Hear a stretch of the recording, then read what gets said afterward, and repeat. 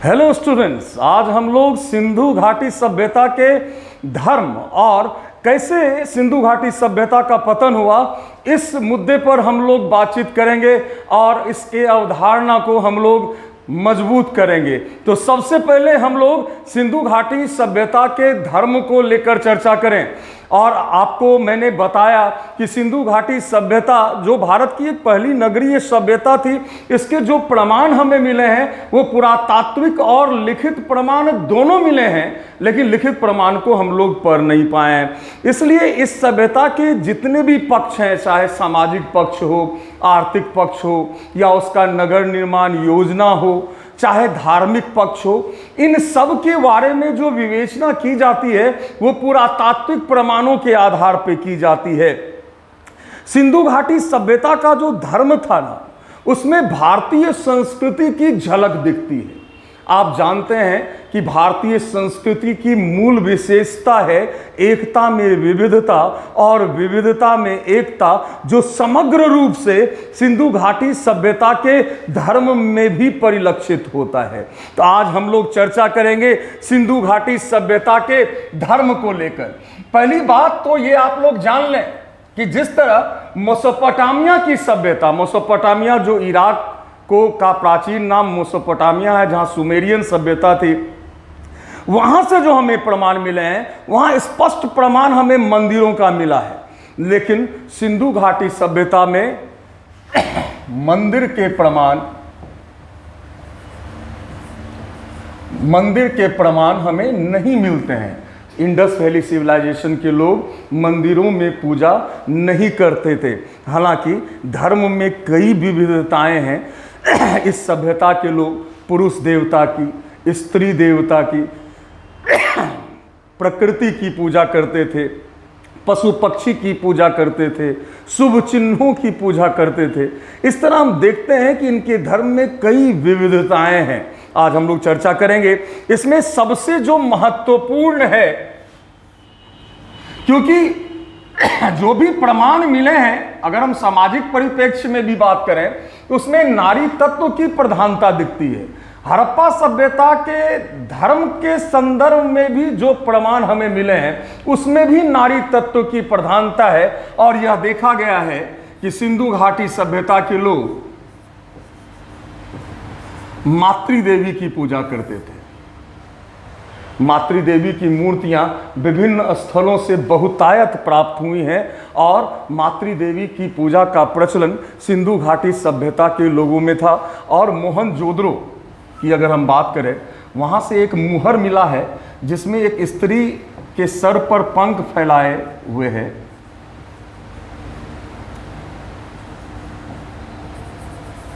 जिसे पृथ्वी देवी भी कहा गया है। एक और हड़प्पा से हमें एक मुहर मिला है जिसमें एक स्त्री उल्टी लटकी हुई है और उसके गर्भ से पौधा निकलते हुए दिखलाया गया है। इसे मार्शल महोदय ने पृथ्वी देवी कहा है। तो नारियों की पूजा, जिंदा नारियों की भी पूजा होती थी। जैसे संतान प्राप्ति के लिए गर्भवती स्त्री की पूजा की जाती थी, संतानोत्पत्ति के लिए या संतान प्राप्ति के लिए गर्भवती स्त्री की पूजा की जाती थी। उसी तरह नारी की पूजा सौम्य रूप में भी होती थी और रौद्र रूप में भी होती थी। कुल्ली संस्कृति से हमें नारी के सौम्य रूप के पूजा का प्रमाण मिलता है, और झोब से, बलूचिस्तान में है ये दोनों जगह, यहां से हमें रौद्र रूप, नारी के रौद्र रूप का हमें पता चलता है। तो हमने देखा कि मातृदेवी की पूजा का प्रचलन सिंधु घाटी सभ्यता के लोगों में था। यहां से हमें शिव पूजा का, पशुपति शिव का प्रमाण हमें मिला है। यह एक मुहर पे मिला है। यह मुहर हमें मोहनजोदड़ो से मिला है। इसमें जो पशुपति शिव हैं वो त्रिमुख हैं, मतलब 3 मुख हैं, उनका त्रिमुख हैं। उनके राइट साइड में जो फिगर मिलता है, उनके राइट साइड में बाघ और हाथी,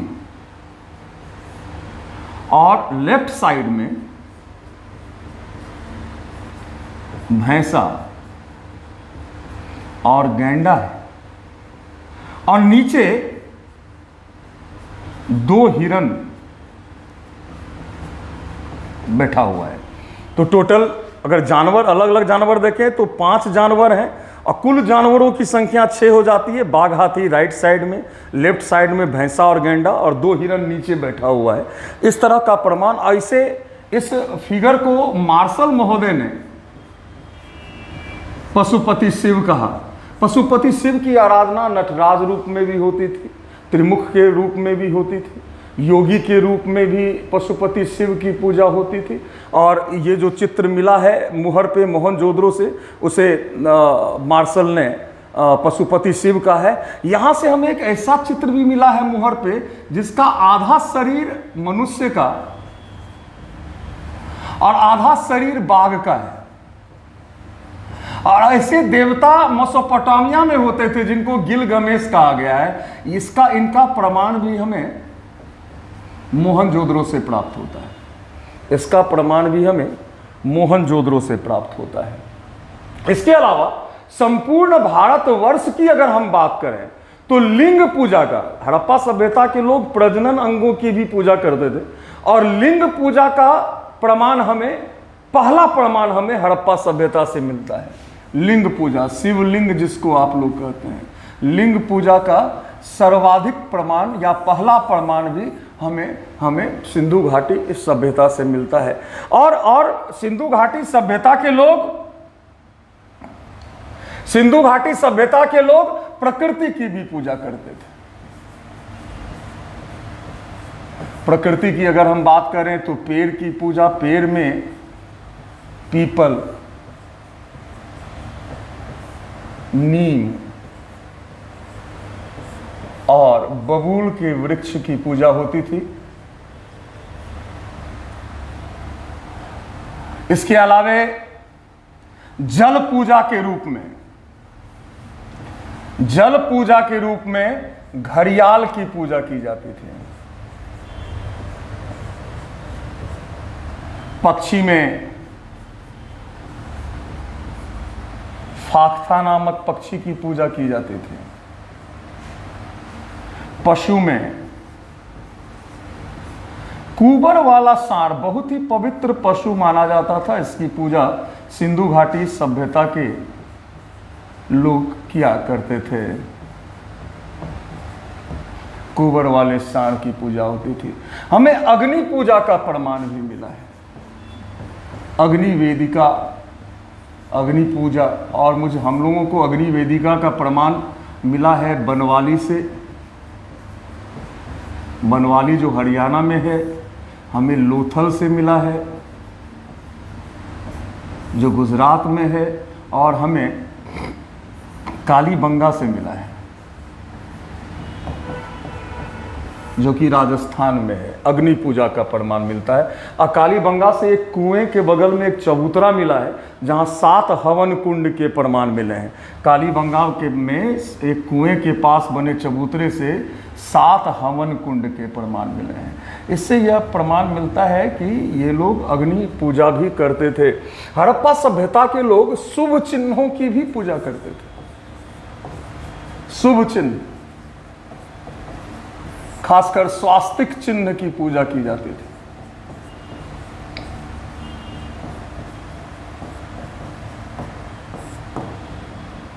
नाग पूजा का प्रचलन था।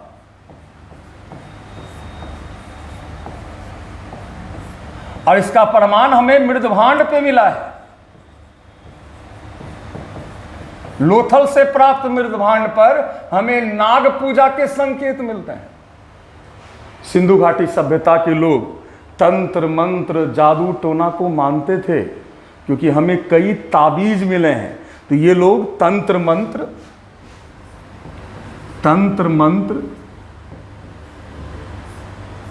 जादू टोना पर विश्वास रखते थे। इन लोगों को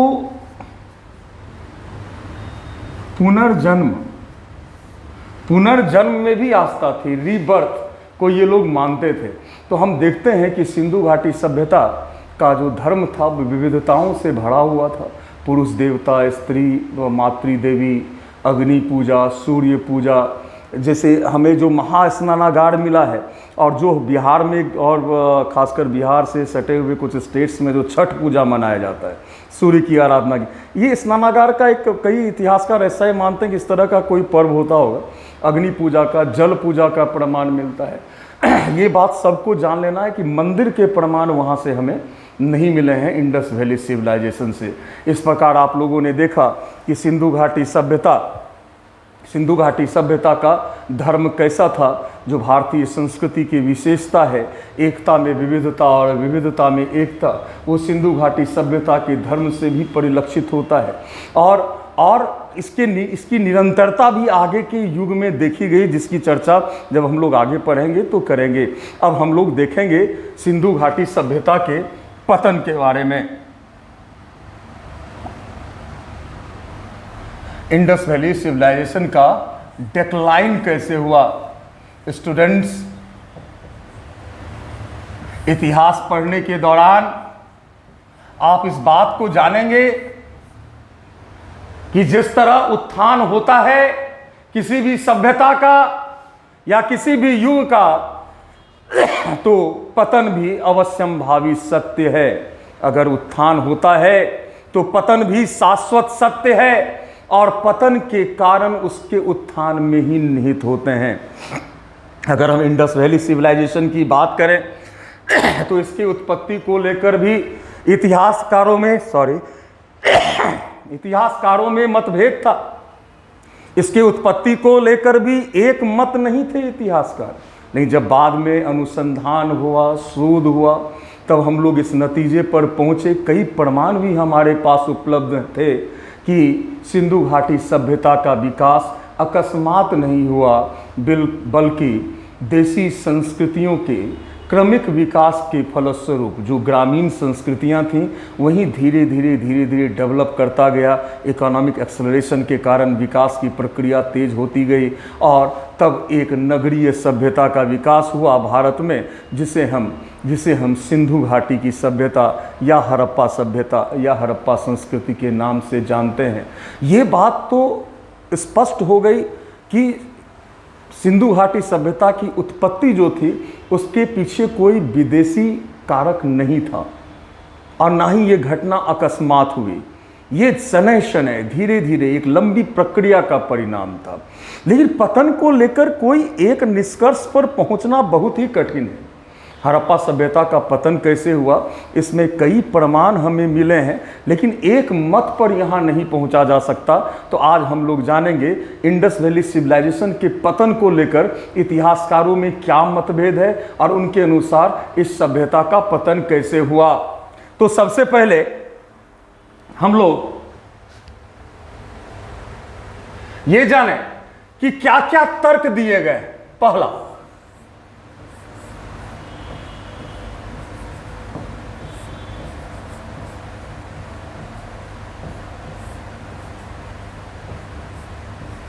बाढ़ आने के कारण। आप लोग जैसा कि जानते हैं कि जितने भी हड़प्पाई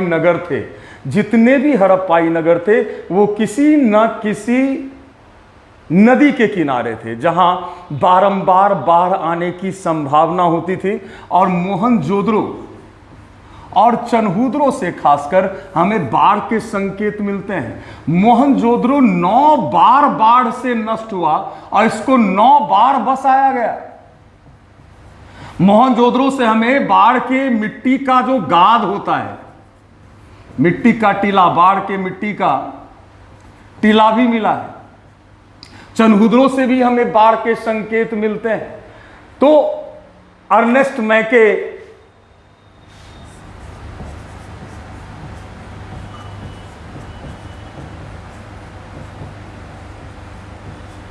मार्शल, रंगनाथ राव,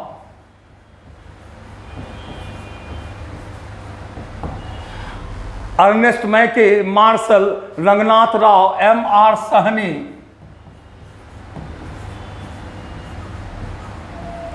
जैसे इतिहासकारों का मानना था कि सिंधु घाटी सभ्यता का पतन बारंबार बाढ़ आने के कारण हुआ और लोग पलायन करते चले गए और सभ्यता का विनाश हो गया। एक और तर्क दिया जाता है इतिहासकारों के द्वारा,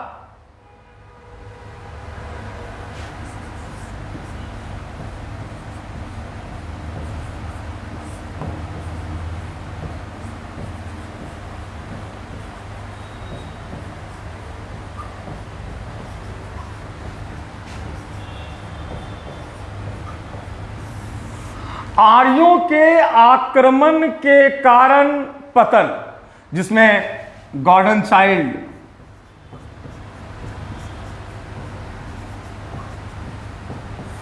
पीगॉट, गॉर्डन चाइल्ड, पीगॉट और एक और है मार्टिमर व्हीलर। इन लोगों ने बताया कि आर्यों के द्वारा जो आक्रमण किया गया सिंधु घाटी सभ्यता पर या जो बाह्य आक्रमण हुए उसके कारण इस सभ्यता का पतन हुआ। इन लोगों ने प्रमाणों की चर्चा करते हुए भी कहा है कि मोहनजोदड़ो से हमें नरकंकाल के प्रमाण मिले हैं और एक कुएं में भी नरकंकाल मिला है। लेकिन जॉर्ज डेल्स ने एक किताब लिखी थी। इस किताब का नाम था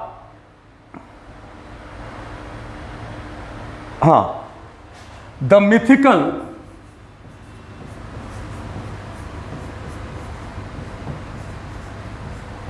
नरसंहार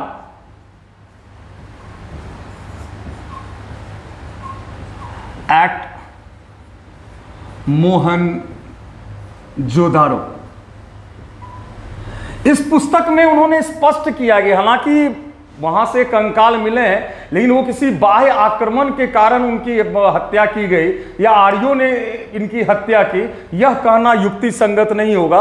और ऐसे कई प्रमाण भी हमें मिले हैं और कई शोध और अनुसंधान से यह प्रमाणित हो चुका है कि आर्य जो कबीलों में रहते थे और ये आर्य लोग जो बोलन और खैबर दर्रा होते हुए भारत में प्रवेश किया, जो एकमात्र रूट था मध्य एशिया को भारत से जोड़ने का, वो लगभग 1500 बीसी में आर्यों का आगमन प्रारंभ हुआ भारतीय क्षेत्र में। सिंधु नदी और उसकी सहायक नदियों का क्षेत्र जिसे सप्त सैंधव प्रदेश कहा गया है। ऋग्वेद में भी हालांकि उल्लेख है, सप्त सैंधव प्रदेश का उल्लेख है, हरियूपिया शब्द का उल्लेख है जिसकी साम्यता इतिहासकारों ने हड़प्पा नामक नगर से की है। यहाँ के निवासी जिसको आर्य लोग दस्यु कहते थे, दास कहते थे, उनको घृणा की दृष्टि से देखते थे, अद्वेयु कहते थे, अयज्वन कहते थे, शिष्णदेव, चूंकि वो लोग लिंग पूजा करते थे इसलिए, और आर्य लोग शिव से घृणा करते थे। प्रारंभिक आर्य लोग शिव से घृणा करते थे, उनकी पूजा नहीं करते थे।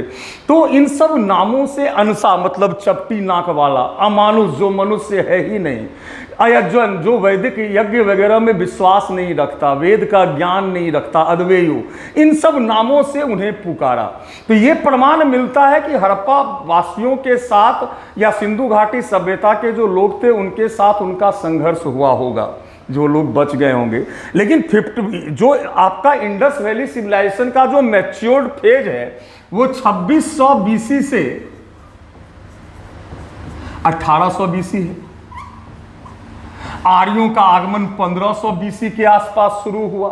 इसका मतलब इंडस वैली सिविलाइजेशन का जब पतन हो चुका था या अपने लास्ट फेज में था पतन के, उस समय आर्यों ने भारत में प्रवेश किया और निश्चित रूप से आर्यों का संघर्ष यहाँ के निवासियों के साथ हुआ होगा। लाल और काला मृदभांड संस्कृति, लाल मृदभांड संस्कृति के लोगों के साथ आर्यों का संघर्ष हुआ, इस बात के प्रमाण मिलते हैं। आर्यों के आक्रमण के कारण ही इस सभ्यता का पतन हुआ, यह कहना तर्क संगत और युक्ति संगत नहीं है। आर्यों के द्वारा इस सभ्यता का पतन होना ये युक्ति संगत नहीं है। अब अगला हम लोग देखते हैं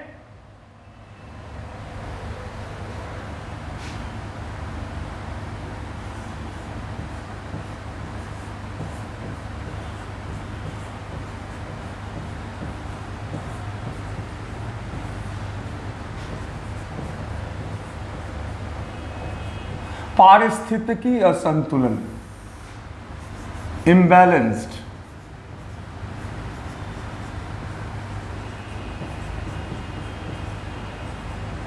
इकोसिस्टम,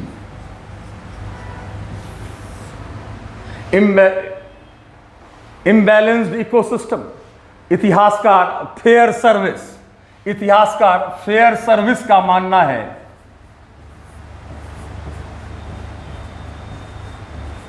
कि पारिस्थितिकी असंतुलन के कारण, इकोसिस्टम के इम्बैलेंस हो जाने के कारण, जब भूमि जो थी वो उसकी उर्वरा शक्ति, उसका जो फर्टिलाइजिंग कैपेसिटी है वो कम होता चला गया, जंगल नष्ट होते चले गए, तो धीरे धीरे लोग नगर छोड़कर पलायन करता चला गया और इस सभ्यता का पतन हो गया। अब हम लोग नेक्स्ट देखें,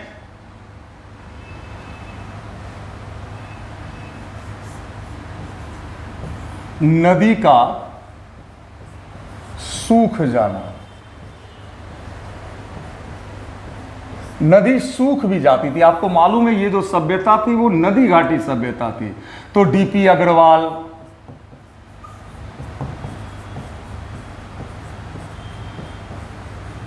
अमलानंद घोष, इन लोगों ने ये मत दिया कि नदियों के सूख जाने के कारण उसके बगल की जो सभ्यता थी वो अपने आप विनष्ट हो गई। और यह प्रमाण मिलता भी है, जैसे घग्घर नदी, घग्घर नदी के किनारे गंगानगर डिस्ट्रिक्ट राजस्थान में कालीबंगा था। घग्घर नदी सरस्वती नदी को भी कहते हैं। घग्घर नदी सूख गई तो कालीबंगा का भी धीरे धीरे पतन होना शुरू हो गया। एक और बता गया कि नदी मार्ग परिवर्तन,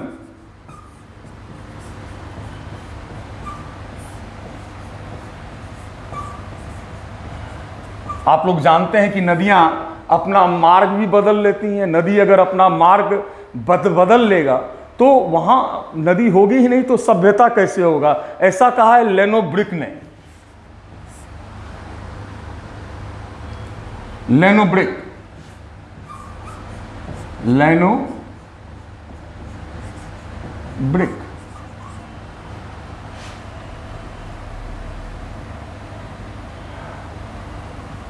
मार्शल ने प्रशासनिक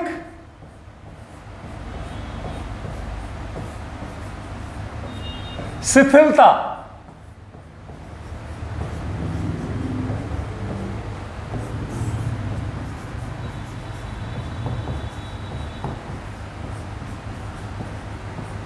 एडमिनिस्ट्रेटिव फेल्यूर को सिंधु सभ्यता के पतन का कारण बताया। तो लगा एडमिनिस्ट्रेशन कमजोर हो गया, जिसके कारण धीरे धीरे एनार्की की स्थिति आई और इस सभ्यता का पतन हो गया, ऐसा कहना था।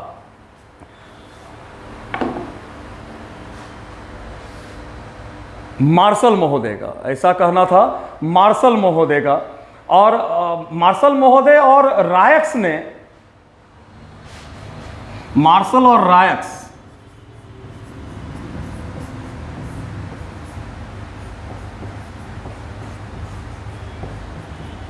टेक्टोनिक डिस्टर्बेंस,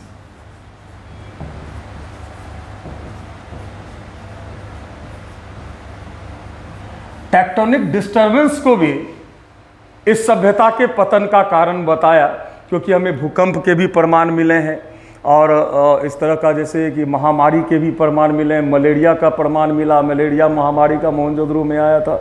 इसी तरह जलवायु परिवर्तन भी कारण बताया गया है।